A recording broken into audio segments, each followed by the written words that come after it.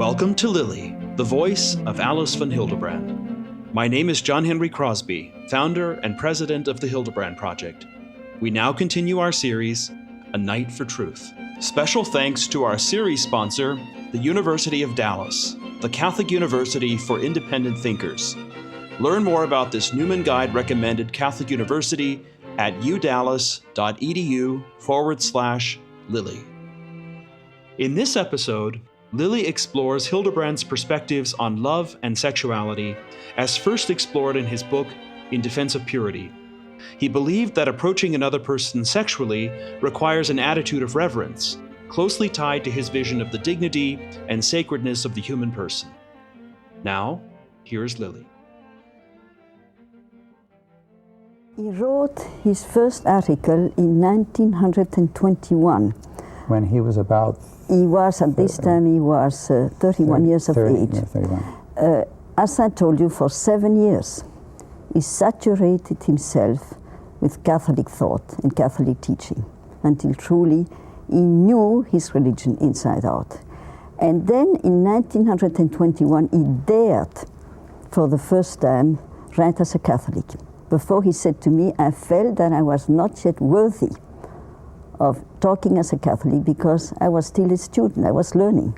But in 21 he wrote his first article, which I love, unfortunately untranslated into English, and it's called The New World of Christianity.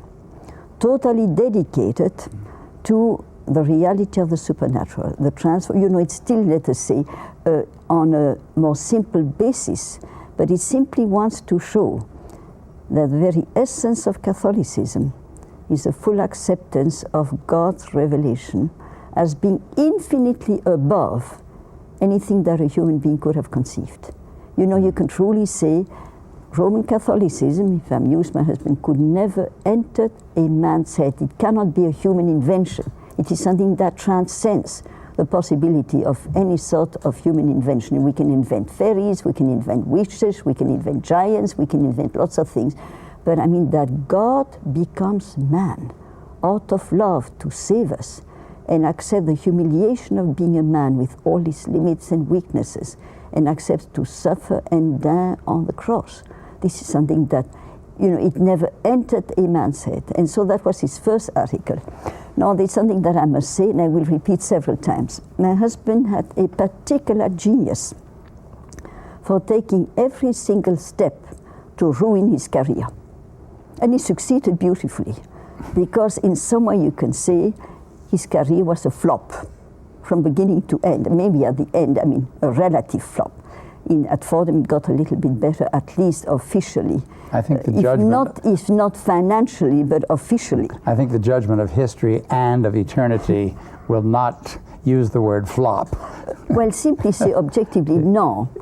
Yes. There is this young professor attracting a large number of students because, of course, you know, he's so friendly and so nice and you know, and tells jokes and so on and so on. I mean, he hasn't got the dignity that a professor in a human university should possess, number one.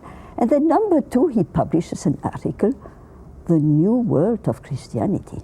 That's not serious scientific. No footnotes. Not a single footnote in the whole article. I mean, this is definitely not scholarship. You know, you cannot take that sort of a person seriously. I mean, he doesn't deserve to be called professor and to ascend in the hierarchy of the university. Then you have to write books that are as boring as possible, as many footnotes as possible. And my husband said, why should I devote myself to things that I find boring instead of talking about these magnificent topics that are illuminating my life? It went from bad to worse, because soon afterwards he was giving a talk. He started giving very, very many talks. He was invited by lots of Catholic organizations. You know, this young professor who was so dynamic and so ardent and so fervent and so on and so on. And he had to give a talk on marriage. And who was in Munich at the time but Nuntius Pacelli? And my husband said known to me, to the rest of the world nowadays as Pope, the great Pope Pius XII. And it is my most ardent wish that this great man be canonized in spite of all the smut which is being thrown at his face. well, I mean, of course, he's on the other side and it doesn't mind, but we have to fight and to defend him. And for my husband, a young convert, to meet someone, a prince of the church, whose dignity, way of behaving, way of talking, way of celebrating Mass was so impregnated by Catholicism. You know, for example, the way that a person walks, the way that a person sits, the way that a person talks, you know whether or not he's conscious of the fact that God is present in his soul. I sometimes wonder if people saw the way that they laugh, the way that they eat, the way that they sit, the way that they talk, the way that they behave. In this very moment you say to yourself, do they know that they are God's child? Do they know that through baptism the Holy Trinity is living in their soul? And you see, this is something that impressed my husband enormously. That was the first time that he met a prince of the church. He was to meet very many of them. And he tells me, and I experienced this myself because I saw him several times, when he stepped into the room, you knew that he was a man who lived his Catholic life. He had a noble, humble dignity about him as God's servant, and simultaneously he lived up to the dignity of his calling. You see, when you have prince of the church, there is the man and there is the prince of the church. And of course there should be unity between the two. And you know, in many cases this unity doesn't exist. But I mean, in his case, my husband said, you felt somehow that he was conscious of this dignity. He lived up to it, and simultaneously he accepted it in a very humble fashion. There was nothing pretentious or arrogant. You know, I've seen some of them, some say, you know, I'm Cardinal so-and-so, and you know, you sort of feel that they think very highly of themselves. Not so in Pius XII. And which I think is a theme that comes out in your husband's work too, is one of the components of our authentic dignity is humility. And your husband's capacity to recognize that in Pacelli. Humility makes us great. You know, that is a paradox. That is a paradox of Christianity. The lower you go, the more you recognize yourself to be nothing, the more God is going to elevate you through his grace. I don't think Napoleon knew that. Well, this was Napoleon. You know, it seems to me that we've done a lot better since, you know, in the negative sense. At any rate, you know, my husband invited him to his beautiful house in Munich. One of his brother-in-law was a sculptor who immediately is going to make a sculpture, and it exists today, of Pacelli. The other one was a famous musician, the one who married Berthelot, who was so extraordinarily musical. And every time that he would come for a session, you know, my husband was present, of course, and then he would say, oh, why don't you play the piano for me?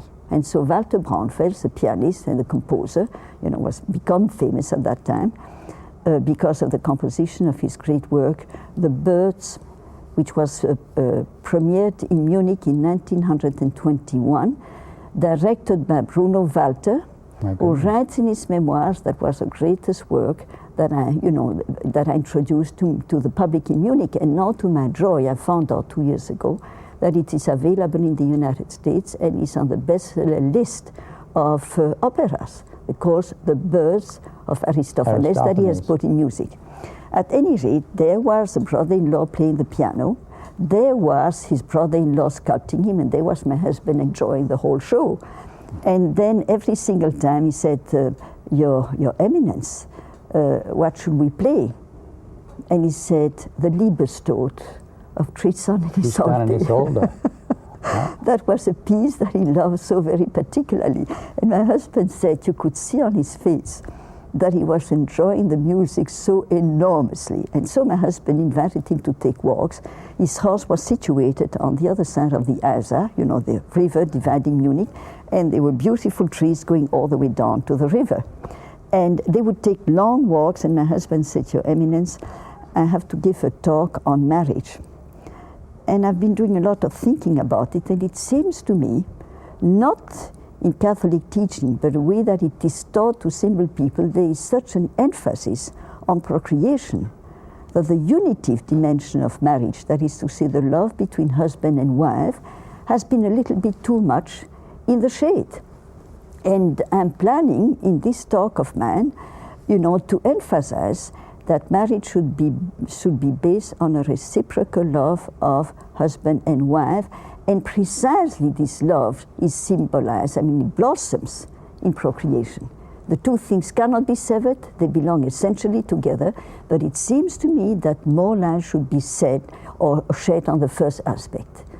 And he said, but you're right, as Italians do, they always spoke Italian together. You're right, of course put it down. And so he wrote his first lecture, Marriage, in which he made a distinction between the unitive part and the procreative part, insisting upon the deep link existing between the two. We should mention in this connection here that, of course, this very theme of the unity of the unitive and the procreative is a major emphasis of the Holy Father now. Well, of course, Pope John Paul II. This is why soon after he became Pope, I knew through friends that he had my husband's box. And then, I would never have dared to do so, but after Vatican II, women became very prominent, and I said to myself, even though I'm only a woman, I'm just going to apply and try to have a private audience. I got it just like that. And the Pope immediately told me his admiration for my husband and so on and so on. And so I had a long private talk for 20 minutes. That is one of the great experiences of my life, of course. Mm-hmm. And then he said, I had mentioned the changes in the liturgy and certain changes that were definitely not commanded by Vatican II, and on top of it, the total abolition of the Tridentine Mass. And I said, my husband raised a very serious question, is it ever legitimate to prohibit, and I insist upon the word prohibit, a sacred tradition that goes back for centuries and centuries and centuries? And what is so amazing about the Holy Father is how receptive he is. He listens. He listens so intently that you have the feeling the whole world disappears. He's just interested in what you're going to say. And he was silent for a moment, and he says, no doubt your husband is one of the very great ethical thinkers of this century. Meaning to say, I'm going to think about it. And 2 years later, he wrote the Indult. So, just to show you, he's very, very, very much influenced by my husband's thought, his book. And I sent him the last book after my husband's death on the Moralia, and received a very nice note from his secretary thanking me. Well, I think also the Holy Father's Wednesday talks from about 1980 that's in a little volume called The Original Unity of Man and Woman. Yes.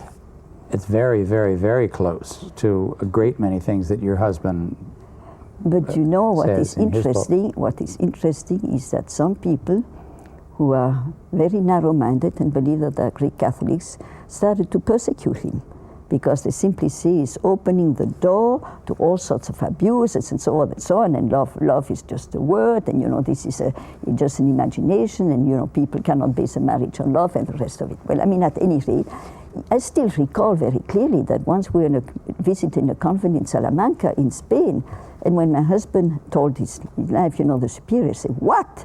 You have this terrible man who has introduced the notion that love should be a crucial role in marriage. No, my husband said, I'm basing this on the teaching of the Church, because suppose that a wife and a husband cannot have children, and it's no fault of their own.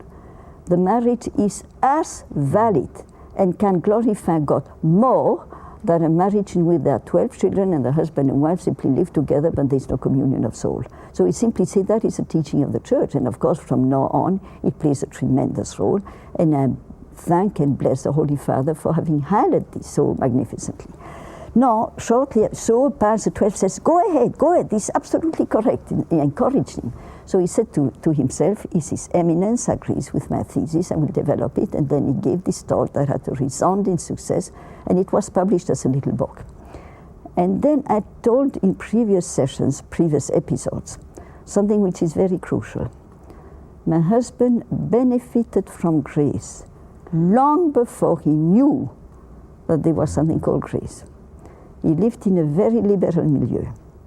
And simply means a great open-mindedness toward all sorts of things. From the time he was a teenager, he was so conscious that the sexual sphere is something great that calls for respect. And it never occurred to him to fool around with it until he found someone that he truly loved and wanted to commit himself for life. Now we have to repeat this. We're talking about a teenager, a young man, you know, or a young man, 13 or 14 or something who of the sort. recognized the sexual sphere as something sacred. Not yet sacred. Great. But something great, something noble. Something noble. Something, because a question of sacredness, this is something to come later. Yeah. You know, this is precisely the change which is going to take. No, something great, something noble, something that you cannot fool with. Of great dignity. You have it. That is a perfect formulation. He just felt this instinctively. I mean, in other words, a grace when he did not know that grace existed, because you know full well how young people, and then afterwards university students, and then the liberal world in which we live, I mean he lived, you know, all these people, or many of these people, had relationships, even though at that time the appearances were kept. I was going to say, you know that this is a somewhat unusual point of view. But you know, he was so convinced of it, absolutely so convinced of it, that he was not going to fool around. And so he was tremendously protected. And, you know, which doesn't mean that, you know, he didn't kiss a girl or something of the sort, but I mean, at any rate, one of the rare cases of young people who have no religion or no religious training, who was leading a pure life. And then, the moment that he entered the church, Tom, absolute revolution. And revolution in this sense, that before he respected natural virtues, justice and honesty, and reliability and faithfulness and so on and so on. And you know, as I said, purity in the sense of respecting, understanding that the sexual sphere is something very great and you are not going to fool around with it. That he did do. But all of a sudden, he discovers the supernatural. And a totally new dimension of the sexual sphere opened up for him. And I claim that in his works you're going to find insights of such sublimity that I wish every single person listening to this or viewing this particular show will get acquainted with this thought, because there's nothing more needed today, more desperately needed today, than understanding of what he's going to call the sacredness of the sexual sphere. In other words, it's not only something great and something beautiful and so on, it is sacred. Sacred. And this is, of course, totally unknown in the secular sphere, in the high schools and universities, and widely unknown, I'm afraid, among Catholic young people. As many young people face challenges to their faith, the University of Dallas serves as a guiding light to help them navigate college life and beyond. Grounded in Catholic faith and tradition, the University of Dallas prepares students intellectually, socially, and spiritually for a life well lived. With 2 campuses, one located in the bustling Dallas-Fort Worth region and another southeast of Rome, students experience world-class education, lifelong friendships, and joyful spiritual life. Experience the welcoming community at UDallas and schedule a campus visit to receive a $1,000 visit grant. Start your UDallas journey today at udallas.edu/Lily, which is also linked in the show description. Well, I'm afraid that you're right. I wish you were wrong, but I'm afraid it's I wish I were wrong too, yes. but... No, he wrote this book, Purity and Virginity. And both words would cause embarrassment if you mentioned them at a cocktail party now. Purity and virginity, ha ha ha. And he wouldn't mind. He simply wouldn't mind. No, Nuncius Pacelli was by then in Berlin. And when he got a copy of the book, he wrote my husband a personal letter to thank him for this magnificent work.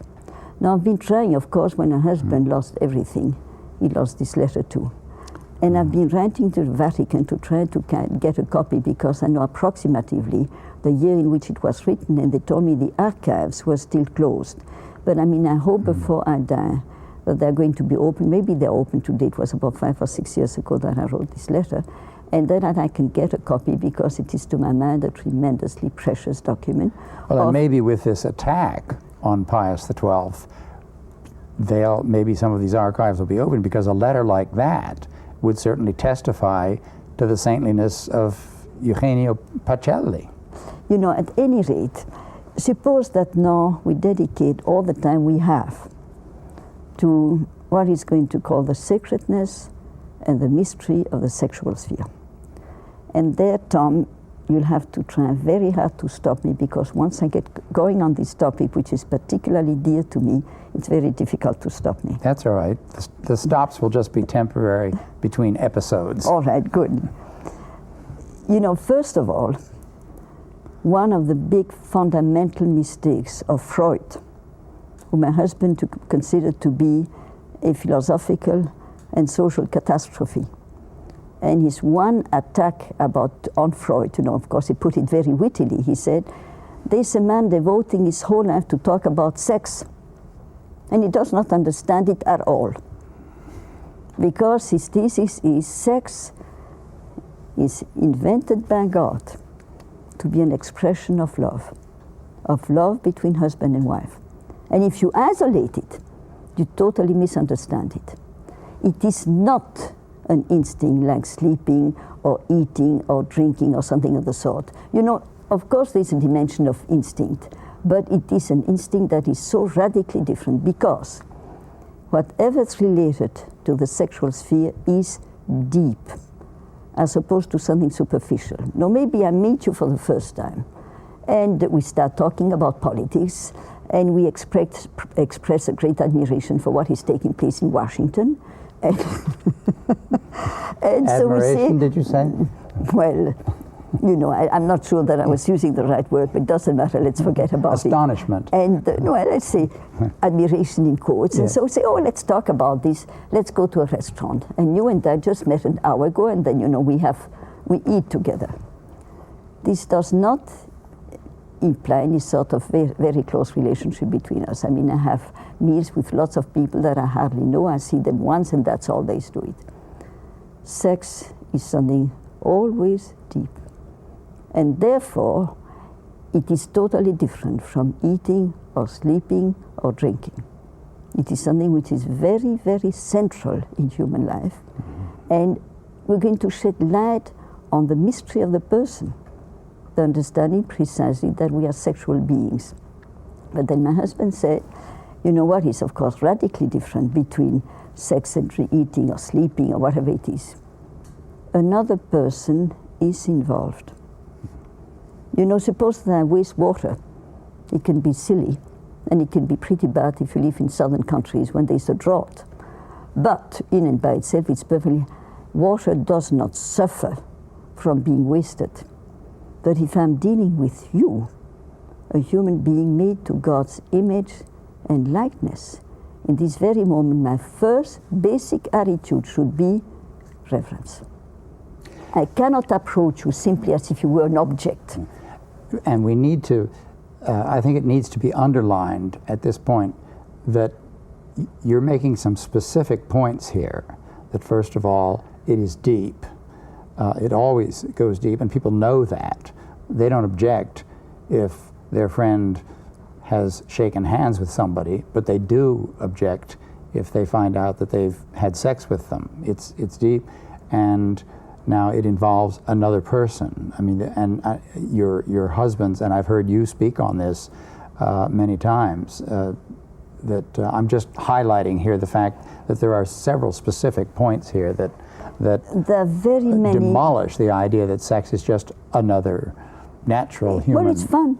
It's fun. It's exciting. That's quite true. No, you see, not only when I talk to you, happen to be a special friend of mine, but whoever I meet, my first attitude should be, there is a child of God. There is someone made to God's image and likeness. And immediately, it's going to prevent me from treating them, you know, as if they were non-existent or non-important. You know, this is basically a Christian attitude. Before I greet you as a friend, I must greet you as a child of God, whose image of the Holy Trinity is in your soul. Now, obviously, in the case of sex, the proximity, the intimacy that exists between these two people implies an attitude of reverence which is still increased. And let us not forget, and this is an idea that my husband has so beautifully developed in literature and personality, what he calls the virtue of discretion. There's a space separating all human beings. And in order for you and to become very close friends, we have to traverse this space step by step. We cannot skip and suddenly say, I met you yesterday, now let's sleep together. This is something which is horrendous, because obviously it is, so to speak, a climax of a long line of ascent, of coming closer and closer and closer. You have this at Holy Mass. First, in the old liturgy, or the so-called old liturgy, the priest started at the foot of the altar, which was so symbolic, meaning to say, I'm not worthy to approach the altar, which symbolizes Christ. And then after having purified himself, he ascended and then prayed other prayers, and then, there is a crescendo, as in music, as in the Ninth Symphony of Beethoven, and then comes consecration, which is a now.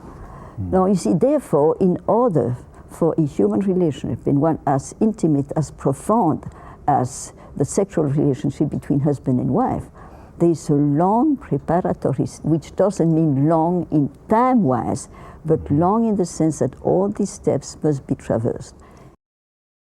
Thank you for listening to Lily, the voice of Alice von Hildebrand. We hope you enjoyed this episode. New episodes of Lily are released every week. Please share our podcast with your friends and family, and subscribe on Spotify or wherever you get your podcasts. If you would like to support the production of this podcast, we invite you to become a monthly donor or to give a one-time gift. To donate, please visit hildebrandproject.org/giving. For more information and updates, follow the Hildebrand Project on social media and sign up for our newsletter in the show notes. Thank you again for listening and helping support the legacy of Alice von Hildebrand.